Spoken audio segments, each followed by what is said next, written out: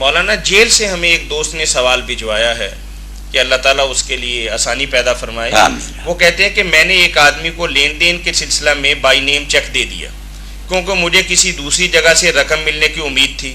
بدقسمتی سے میری رقم مجھے نہ مل سکی، لیکن میرے قرض خواہ نے مجھے اس غلط چیک کی وجہ سے مقدمہ کے باعث جیل بھجوا دیا. قرض خواہ میری کوئی بات سننے کے لیے تیار نہیں ہے، جبکہ موجودہ ملکی نظام بھی اس کی نظر کے اندر مجھے مجرم گردانتا ہے. تو اس صورت میں میرے لیے خلاصی کی کیا شکل ہے؟ کوئی وظیفہ بھی بتائیے اور کوئی تدبیر بھی بتائیے اور دعا بھی فرمائیے.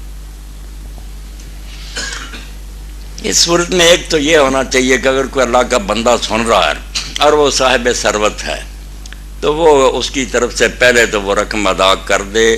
بے شک اس چیز کے بھروسے ہی کر دے کہ وہ اس کو جب ملے گی رقم وہ مجھے ادا کر دے گا. تو یہ گردن آزاد کرانے والی بات ہے.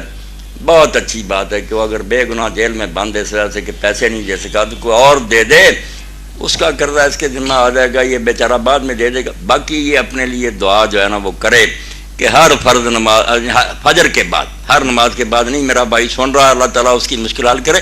فجر کی نماز کے بعد 41 مرتبہ یا عزیزو شروع کر دے. بس یہ پڑھا کرے یا عزیزو یا عزیزو، اتنا ہی کافی ہے. انشاءاللہ میرے بھائی اللہ مشکل حل کرے گا، بالکل اس کا دل بھی نرم کرے گا. قرض خواہ کا بھی، قرض خواہ کو بھی اتنا ظالم نہیں بننا چاہیے تھا. جب سب لوگوں کو پتہ ہے کس طرح ہو جاتی ہے کہ پیسے نہیں ملتے، لوگ دے دیتے ہیں اس امید پر مگر نہیں ملتے، اتنا سنگ دل بھی نہیں ہونا چاہیے کہ اپنے ایک بھائی کو جیل بھجوا دیا جائے.